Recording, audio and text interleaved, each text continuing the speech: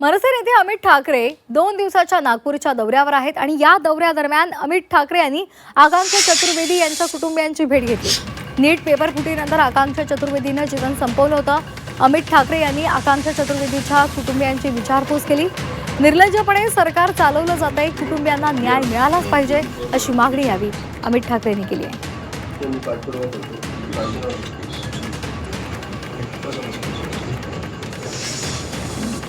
आई वडील स्वतःच्या मुलीच्या फोटोसमोर बसले आहेत। सरकारच्या चुकांमुळे तुम्हाला येऊन भेटता नाही येत, असं कुठचं प्रेशर आहे तुमच्यावर? बरं जाहीर तुम्ही केलेत ना, आले नाही सरकारकडून स्वतःचे द्या। एवढे कमवलेत लोकांच्या नावावर।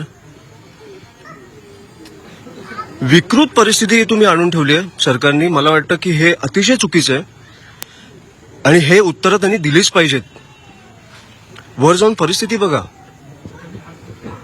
9वीतला मुलगा आहे, बिचार माझ्या बाजूला बसलेला। आई वडील कमवत नाहीत, माझ्या बाजूला बसलेले आणि मुलीचा फोटो आहे समोर।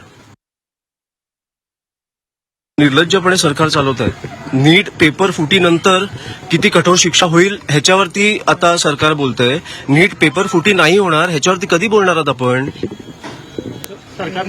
21 लोकांचा जीव गेलाय। हे 21 लोक तुम्ही नावं जाहीर केलेत। साहेब त्या दिवशी नाशिकला गेलेले, ते एक परिवार भेटायला आलेला त्यांना।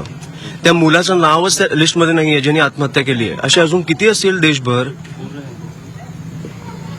आणि मला ह्या गोष्टीत काही ऐकून घ्यायचं नाहीये। मला ह्या मुलांना न्याय मिळालाच पाहिजे, ह्यांच्या आई वडिलांना न्याय मिळालाच पाहिजे।